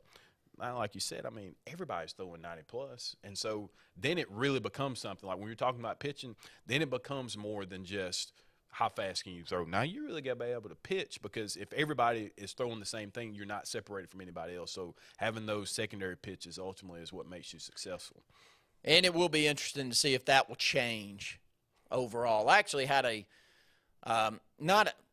Caleb Brooks. Caleb coaches a very good travel team here in the state. And Caleb was talking about that 14 to 15-year-old age group. He said the crazy thing is now the norm is you'll have somebody in 14, 15 years old throwing 83, 84 miles an hour, which is, my gosh, I mean, that's getting it up there at that age. He said, but we throw a little lefty up there that's throwing 68 that can actually pitch a little bit, changes eye levels, changes everything about the batter. Heck, those guys are winning more than the guys that I've got that are actually going to one day be the 92 to 95 mile per hour guy. So I wonder at some point, do we see this thing change a little bit? No, we won't see very many more Greg Maddoxes, but will we see pitching semi come back down to earth? Right now, I don't know. That's the reason our Auburn Tigers are out. They ended up going against a couple of arms that were just dominant. That cat for Ole Miss. I mean, it's not even just fastballs either. You look at these sinkers and these sliders, they're all-speed pitches. They're sitting high 80s, low 90s. I mean, you can watch a professional game now where somebody's fastball is 97, like Aroldis Chapman, fastball 97. Then he'll come back with a sinker, or Kendall the same way, and then the sinker's 92, 93. And it's like that's supposed to be an off-speed pitch. And so, how do you hit that? So I think now it just even gives more credence. I think the hardest thing to do is to hit a baseball. Like I will stand by that consistently anyway. But I'm with you. I don't know if we'll see the art of pitching is different than what it was before. It really is about velocity and how many bats can you miss, because you're not expected to go 7, 8, 9 innings anymore. Yes. So if I only got to go 6 innings. 5. Yeah. I mean, if I can just get it to where I'm in a position to get a win, 5 innings, 6 innings, all right, yeah. I can throw it as fast as I want or hard as I want to at that point. So the necessity of having to change things, and you're probably only going through the order 2 times. So you don't have to – you can be a little less selective in your pitching. So there is a lot of that plays into it as well. We've reached a level where it's hard to – argue that the state of Mississippi does college baseball better than any other. It's wild to say, but that is where we are. And Ole Miss, even though Mississippi State's really been, along with Vandy, at the top of the heap for a long time, Ole Miss has just been a very small step back. Can they win their first? I think they can. I do too. I couldn't decide. I mean, you always want to pull for SEC teams, and I was like, well, I kind of would like to see Oklahoma win it, but it would do great for Ole Miss to win it, and at least Auburn can hang their hat on that. The eventual winner was the team that put you out. So we'll go ahead and take another break here on the Sports Blitz Saturday Sports Countdown. We'll come back. We're going to have Brett Pritchard on with us here in a little bit, and he's got some topics to discuss. They've been at the state. This is a sport that's grown like crazy. You and I would have never done it, and we'd have been 2 of the worst in the state probably. I don't know. I don't want to knock you too bad. I know I've been one of the worst in the state. At this sport, but the Alabama High School Bass Fishing Championships were just had this week, and maybe he can give us an update on how that went. Can you imagine fishing in that nightmare of a heat? There's just very few spots in America I'd rather been less than out there in the middle of a lake on a boat trying to talk some fish into biting when it's 103 outside. Got to be tough. More of the Sports Blitz Saturday Sports Countdown right after this. Whether it's Lake Martin, Lay Lake, or Logan Martin, boaters from all over the state of Alabama come to Alex City Marine, just off Highway 280 in Alexander City, Alabama, because it's worth the drive. With the best deals on unbeatable Suzuki outboards, Manitou and Landau Tritoons, and a great pre-owned inventory while they last. Alex City Marine is the pros the locals know. And no matter where you're from, when you're here, you're local to us. Alex City Marine, just off Highway 280 in Alexander City, Alabama. AlexCityMarine.com. Sign Source is your local vendor for commercial and residential sign manufacturing and installation. We offer all kinds of lighted and non-lighted signage, from retail signs, LED message centers, event banners, vehicle wraps, the whole spectrum. We also offer service and repair on existing signs, as well as retrofitting to LED or installation of outsourced signage. We have the knowledge necessary to fulfill all of your signage needs in the short or long term. Visit signsourcenow.com to get started. Heritage South Credit Union in Alexander City is your community credit union, and they have been for over 80 years. Heritage South Credit Union proudly serves Tallapoosa, Coosa, Lee, Chambers, Randolph, and Chilton counties. From checking to business accounts, to share savings to club accounts, to their kids club and investments. Visit them online at myhscu.com. Heritage South Credit Union, your community credit union for 80 years. Federally insured by NCUA. Now is the best time to sell your current home, as it's a seller's market, meaning that on average you can get up to 96% of your asking price. Who's the most aggressive and most experienced to help you sell your home? Hi, I'm Rhonda Gaskins, broker, Century 21 Lake Area Realty in the Lake Martin area. We are getting a 96% return on our listing price to sales price in this area. Call me today and let me go to work for you. 256-749-3644. LMG Ad Agency is the go-to vendor for all your digital and print marketing needs. We have in-house production for all projects, including graphic design, web design, social media marketing, videography, and print marketing. Our video production is up to industry standard with modern 4K cameras and drone capabilities. We pride ourselves in client-committed relationships, and every project is personalized to your needs. Visit lmgadagency.com for a free quote today. Let us tell your story. GillsOpelika.info. Get pre-approved in minutes online at GillsOpelika.info for a pre-owned car, truck, or SUV from Gills Auto Sales, 1430 Gateway Drive in Opelika.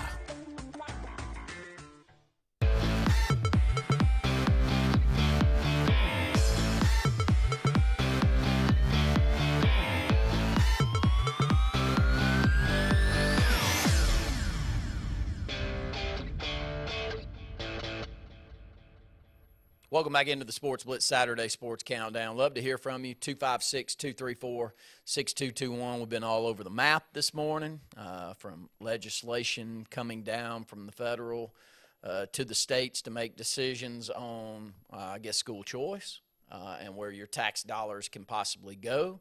There's a lot of things that could go along with that we'll talk about maybe when we catch up with Brett here coming up. But, I wondered, Scott, as we're getting closer to football season, how much you've looked into some of these transfers that are coming in for Auburn, and which of these transfers do you feel like stand a chance to help this squad? Because there's a lot of them now. There's a lot of guys that have decided to go elsewhere to go along with that, but a lot of new names that are coming in, I think upwards of 10. Yeah, I mean, I actually would like to spend the next month reviewing the roster and getting in football form. I have to admit that I have not been the way the season ended last year put a pretty bad taste in my mouth, I think, as a lot of Auburn fans, at least of the football team.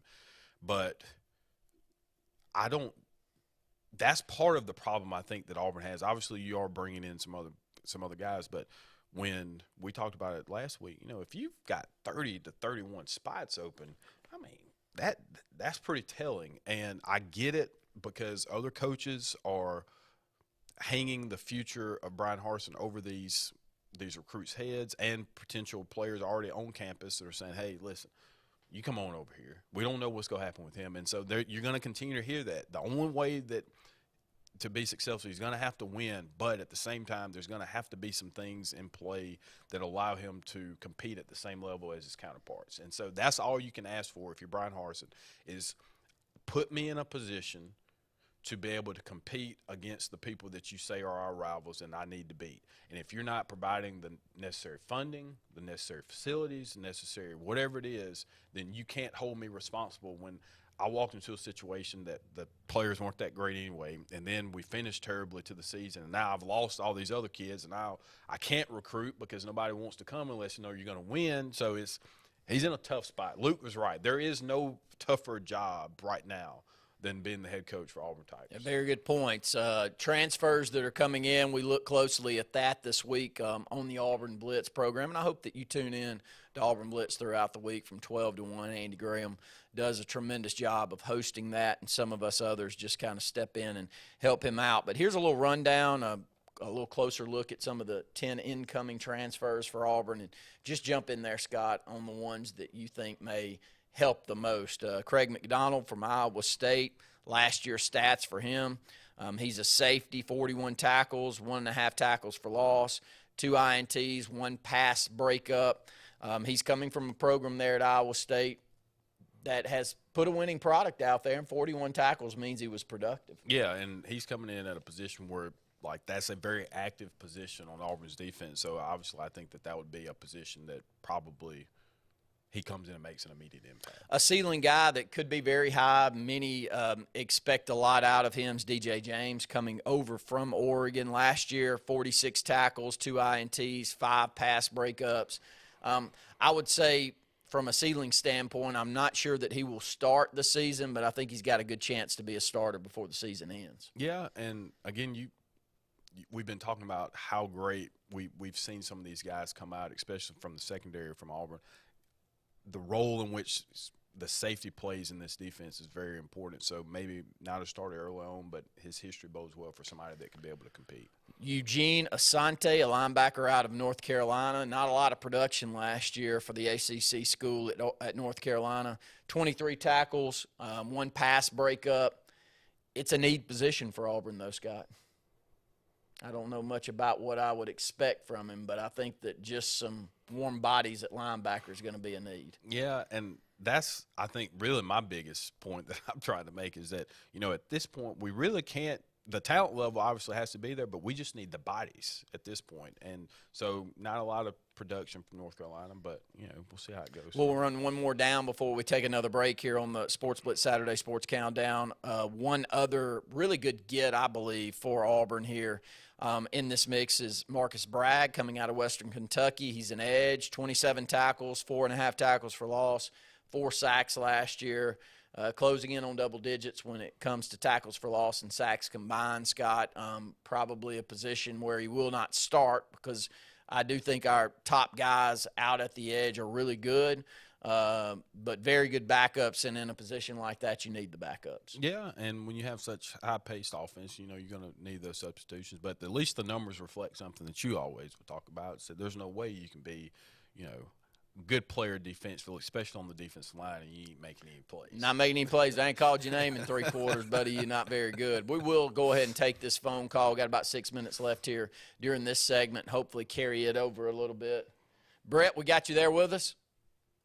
What's up, guys? How are y'all this morning? We're good. Glad to have Brett Pritchard with us this morning. And, Brett, we were running down some transfers, so we may close out the segment with you on that. But as we get started this morning, I just wanted you to fill in everyone on where you've been this week and how the bass fishing circuit here in the state of Alabama has grown tremendously on the high school level. Yeah, first of all, it was a good tournament from a standpoint of course, seeing the sport grow and how much the sport's grown over the last 10 years.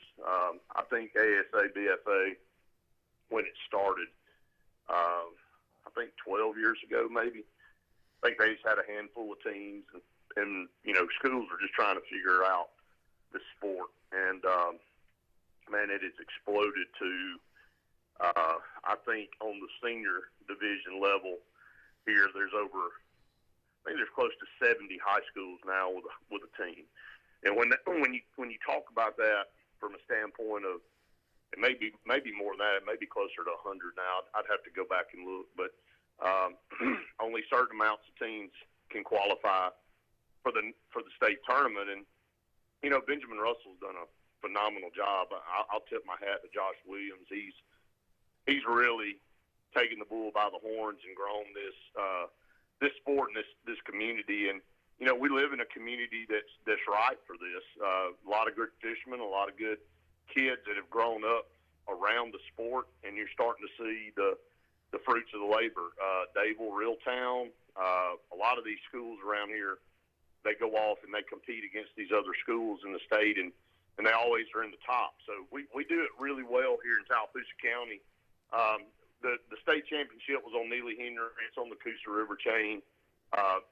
First of all, I think they're probably understanding that the end of June, first part of July is not the best time to have a state championship tournament. Last year on Lake Jordan, it was a 2-day tournament that got cut to 1 day because of bad weather. It was extremely hot then, so they cut it down to 1 day. This year, as y'all both know, we've had record-breaking heat for the month of June. It's brutal out there. I mean, we spent 4 days, 2 in practice and 2 out there on that water. And if you look at the weights of the fish, they cut it from a 5-fish limit to a 3-fish limit each day because of fish care and the worry that the fish were going to die in this heat.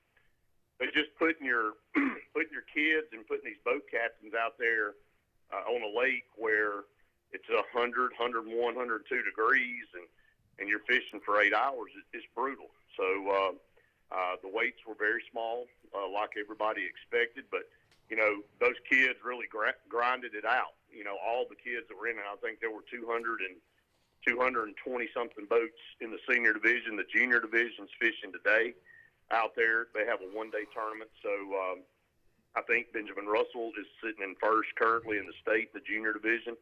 So if they have a solid tournament, they'll win a state championship for the second year in a row at the junior level. So got some really good kids coming up through the ranks. But it was a brutal tournament for us as a team. Our team didn't really ever get anything going, just like a lot of teams didn't. But just like in any tournament, there's somebody going to catch them. And there were some schools that had a couple of boats that really kind of got on a pattern, and they were able to do some things, and then they were able to put together a couple of really good sacks in 2 days. So, but that's fishing. It's just like any other sport. Sometimes it's going to be your time, and sometimes it's not. So this one wasn't our time. It's a little bitter for us because that was my kids' last tournament in high school, and definitely not the way you want to go out. But he's looking forward to turning the page and fishing in college. Brett, I hope you stay there with us. We're going to go ahead and take a break. When we come back, we've got a couple of other topics we'd like to talk with you about on the other side of the break. More of the Sports Blitz Saturday Sports Countdown right after this. Brubaker Motors in Montgomery is the largest and fastest growing used car dealership in the River region. You can absolutely get a better buy at Brubaker. It's better at Brubaker.com. Brubaker,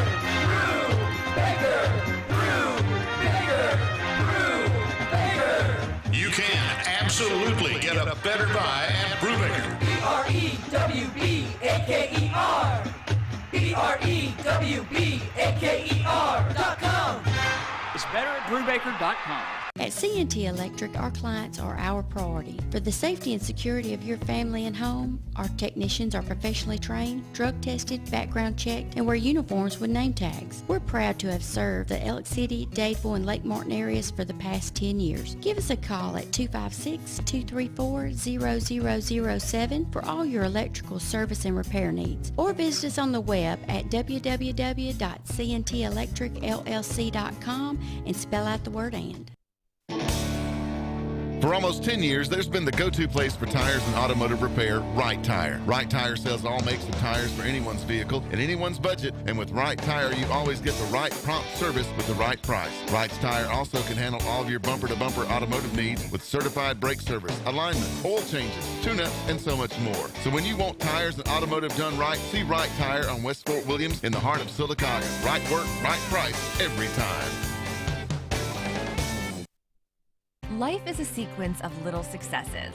The story of my Southern Union success began the day I walked on campus, making new friends, mastering a new skill, reaching a personal goal, the encore performance, the first date, the internship, and now, soon, the dream job. That's the story of my Southern Union success. Register for classes and get ready to watch your Southern Union story come to life.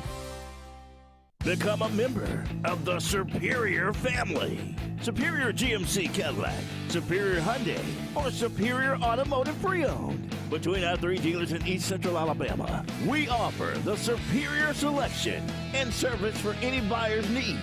All with the personal touch of being locally family-owned and operated.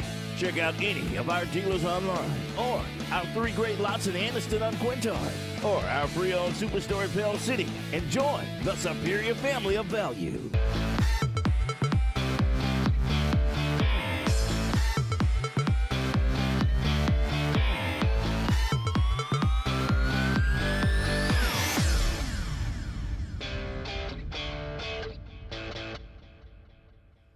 Brett, we're in a unique position here with the roles that we play broadcasting games here in the state, that we've seen public and private schools both succeed. So there's not one that's always successful and the other's not. It's really not that way, but we have been doing this long enough to see the separation maybe change more in the last 5 years than I can remember it before. And I wanted to bring you in just to get your comment on this, because you have a unique role at Central Alabama Community College and in the education system pretty much your entire professional life, on how much this legislation possibly coming down from the federal government, if it's enacted here in the state of Alabama, could change the overall dynamic of the public and private school situation that we currently work under.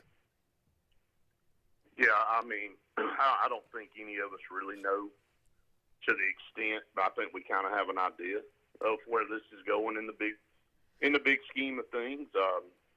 When you look at public and private in sports, and I'll stay with football, I think you've seen public schools being forced to play the game like private schools. And look, I've been on many talk shows, and I've ruffled some feathers with some guys that are private school guys that have told me that, hey, that's just not how it works. We don't just go out and if we need a linebacker, we just don't go out and pick a linebacker. Well, look, I'm not naive enough to think that if you need something in private school, you're not playing really by the same set of rules that public schools are, because number one, you're a private school. You set your own rules on that. Now, when you play for the HSA, you gotta abide by their set of rules. But within those set of rules, they're playing by their own.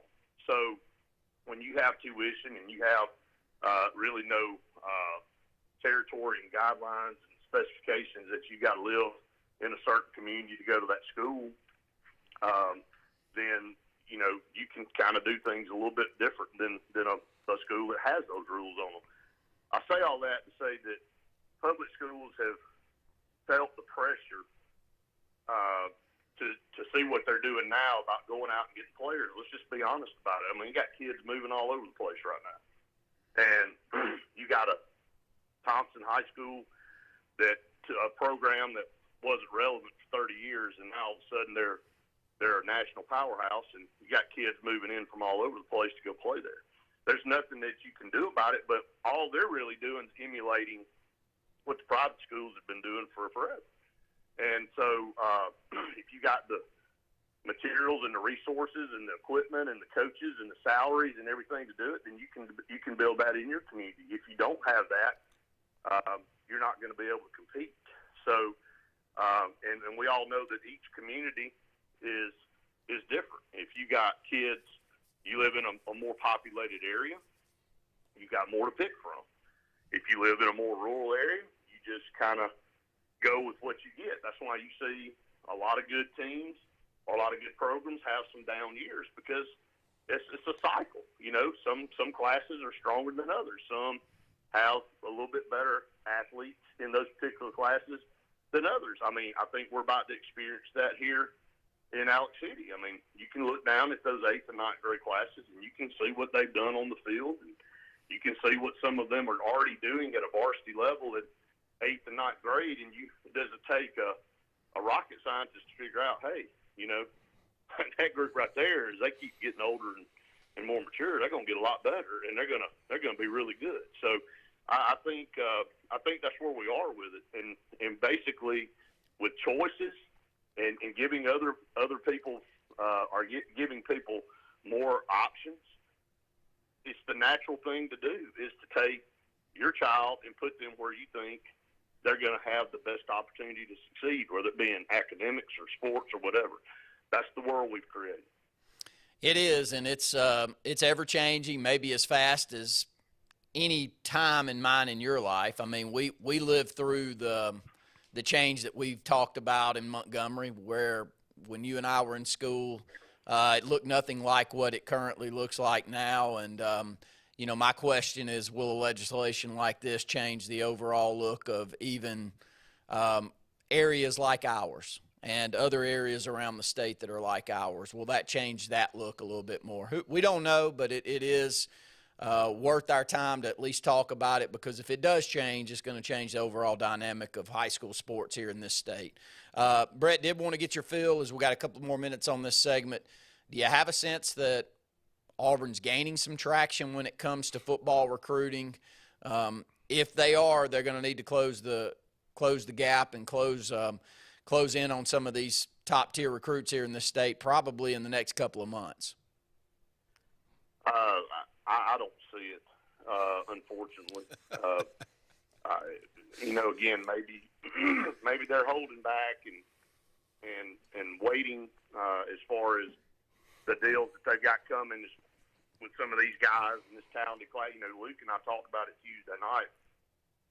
There's more and more guys choosing kid from Phoenix City commits to Penn State. You got a couple that are leaning toward Florida, one leaning toward Texas A&M, a couple leaning toward Georgia. This is not some cleanup run for Alabama either. And it's like Luke said Tuesday night, he said maybe it's a little eye-opening for both of us that you got this super strong class, and yes, Alabama's going to get several, but they're not going to get everybody like a lot of people a couple of years ago would have thought. And Auburn, especially with the times that they're going through and all the mess that went on in the offseason, have really put themselves in a precarious situation to where kids are like, well, is he even going to be there next year? And so you got that on top of all this NIL stuff that's going on. I just think Auburn's really in a bad situation, and maybe they've made their own bed a little bit with some of the administration decisions that have been made. And, all three of us hate that more than anybody because we're obviously big Auburn fans, but I think this world is going to be a lot tougher for them right now. It's easier going into this NIL when you're on top. But I think Alabama's even seeing as good as they've been and on top of the mountain as long as they've been, they're even starting to see that, hey, there's nothing given anymore. We don't just go out there and offer a kid and he automatically say, I'm going to go play for Alabama and Nick Saban. It doesn't work like that anymore. This is a bizarre time in college football, and it's changed so much. And you got just parents openly on Twitter and social media negotiating with colleges, basically saying, hey, my kid's been part of this team in high school, and he's a winner, and he's won championships, and your college right now is struggling, and if you expect him to come to your school, you better offer more than you're offering. And so it's really been flipped on its head, and the kids really have all the power. The really, really good kids, the 5-stars and a lot of the 4-stars, they're controlling how this thing runs. And, this is what so many people clamored about for years and cried about and wanted. Now they've got it. We'll see if they want it here in a few years. Well, it's wild to go that route when it comes to football, Brett, and then to think about what a great job Bruce Pearl and Butch Thompson are doing when it comes to basketball and baseball right now. We can't ask for much more than we're getting on those two fronts. No, and let me say this about Butch Thompson. And the more I watched the College World Series and I saw the teams that Auburn was in the series with, the more amazing of a job that Butch Thompson did, the more appreciation I had for what he did this year, because we didn't have a superstar lineup at all. I mean, we struggled hitting the ball. We have a few guys that would get hot in spontaneous moments, like Cole Foster or Blake Rambush. Now I know Blake Rambush led the league in hits, and that's great. But when he got in postseason, he struggled. And you looked up and down the lineup, Auburn didn't have a lot of power outside of Sonny D. Their pitching was decent. It wasn't stellar like it has to be. Like I watched Arkansas and Ole Miss the other day and watched what Oklahoma's throwing out there. What Butch Thompson did with this team is strictly unbelievable, and to get them to a College World Series. So when he does get a lineup that's got a lot of power and it's got a lot of pop, and they've got 4 or 5 guys in a lineup that's really dangerous, and he's got a couple of number ones on his staff, and he's had those in the past with Tanner Burns and Casey Mize and all that. But if he can put all that together in 1 year, he'll have a real legit shot of winning a national championship. Very good points, Brett. We appreciate the phone call this morning. All right, guys, thanks. Thank you, Brett Pritchard there. We'll go ahead and take another break. When we come back, we'll close out the show. So, you finally got the boat, ATV, or side-by-side of your dreams, huh? Then make it yours with marine-grade audio that'll provide crisp, high-quality sound that's loud enough to be heard, whether you're cruising on the lake or hitting a mud hole. Come see Steve at the Car Stereo Shop in Auburn, so you'll be ready to crank up the volume. Whoa, but wait, you don't have to pull out of the water and trailer it to Auburn. The Car Stereo Shop can handle all of your work at any one of the Lake Martin marinas. Finding a job might be tough, but starting your new career has never been easier. Wellborn Cabinet in Ashland has a wide array of career opportunities with benefits. General labor production, skilled cabinet builders, product assembly line, shipping, over-the-road truck drivers, clerical, marketing, security, daycare, office clerks, and so much more. Apply in person, 38669 Highway 77 South in Ashland, or online at wellborn.com. Building cabinets, building careers, and building our community. At Russell Medical, our transitional care unit is a great alternative to nursing home care after a medical or surgical hospital stay. Transitional care increases strength and endurance through skilled nursing and therapy programs to promote a safe return home. Enjoy on-site therapy, private rooms, an activity center, and more. Call Russell Medical today to see if our transitional care unit is the right care for you. Skag, the toughest name in lawnmowers. Unmatched quality and performance for over 3 decades. The clear choice, the best mower money can buy for work or at home. Top lawn care professionals and discerning homeowners know that Skag means productivity and reliability. Every Skag mower is proudly built right here in the USA. Don't settle for anything less than simply the best. Skag. Satterfield Outdoor Living on Highway 280 in Alex City. Something big is coming. Something so big, it'll change the world of chicken sandwiches.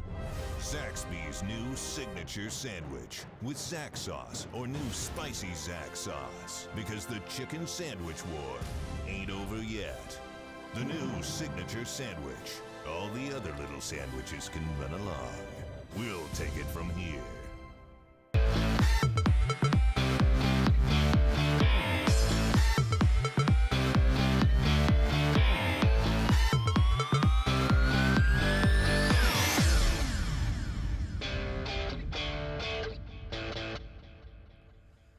All over the map this morning, Scott. 2 hours went by quickly. We talked about a lot of the same things that you and I talk about when we're not on the air. This morning, and I would close out saying that, you know, that's the refreshing thing, is when you can have a conversation and you don't have to agree with each other, but you can actually throw some things out there and you may leave with a different perspective. And unfortunately, here in this country, it doesn't seem like we do that very well at all anymore.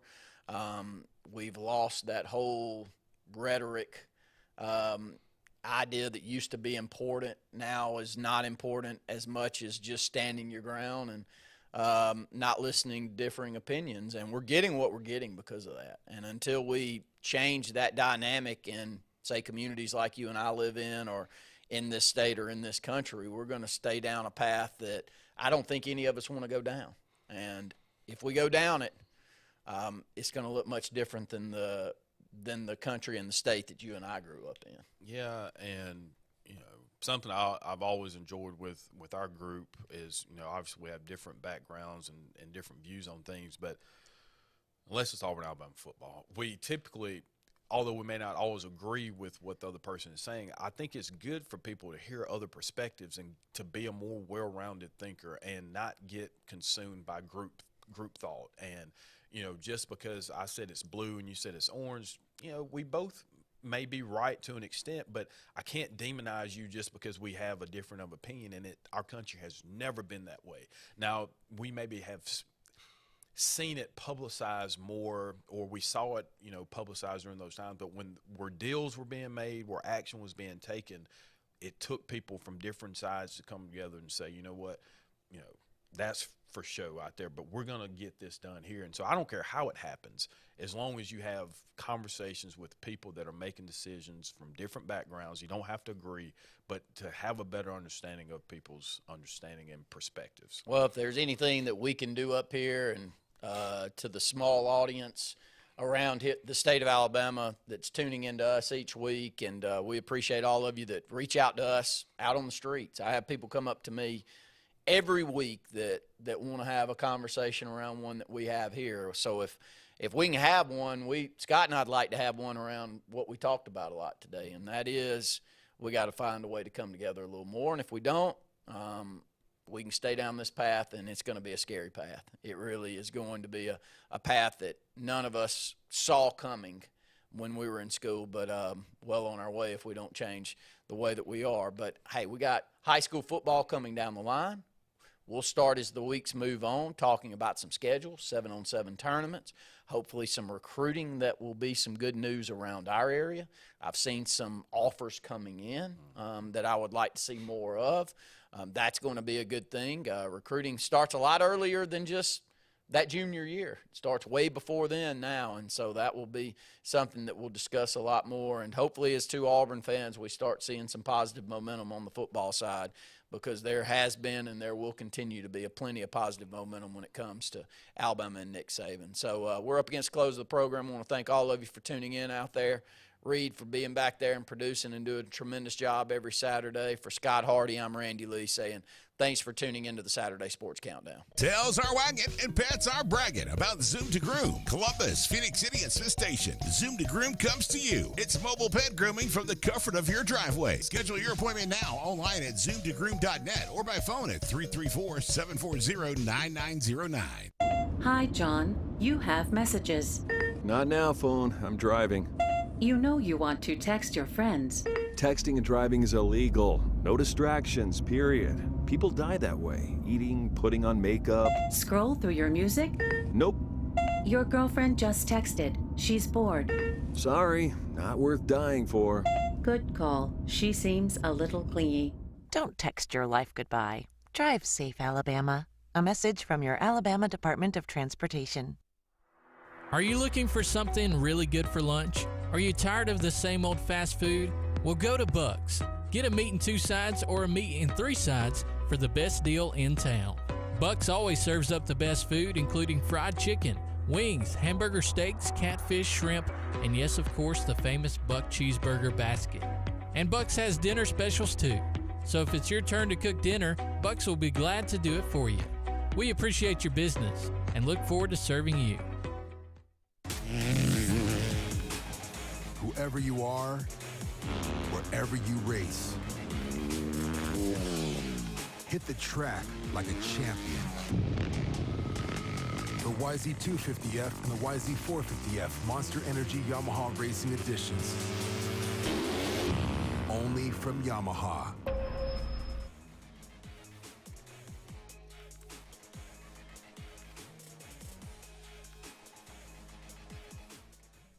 Fast, fresh, and friendly. That's the Allen Brew Market mission to our customers on the go. Allen Brew Markets of Talladega County fuel your vehicle and you with the best coffee, drinks, snacks, and food, so you can get your day on the fast track. Allen Brew Markets are always convenient with Sylacauga locations on Main Avenue, Highway 280, and Old Birmingham Highway. Allen Brew Markets has everything for the family on the go, and we're always brewing up great specials. Fast, fresh, and friendly, our guarantee to you. They say we live in an age of big data, where computers and fancy algorithms are supposed to know you best. But at Country Financial, we know helping you own your future requires, well, something much bigger. Contact your local Country Financial representative and start planning for your future with a personal touch.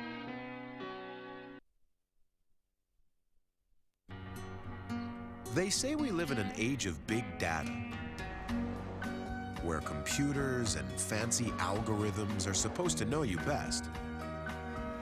But at Country Financial, we know helping you own your future requires, well, something much bigger. Contact your local Country Financial representative and start planning for your future with a personal touch. Tails are wagging and pets are bragging about Zoom to Groom. Columbus, Phoenix City, and Smith Station. Zoom to Groom comes to you. It's mobile pet grooming from the comfort of your driveway. Schedule your appointment now online at zoomtogroom.net or by phone at 334-740-9909.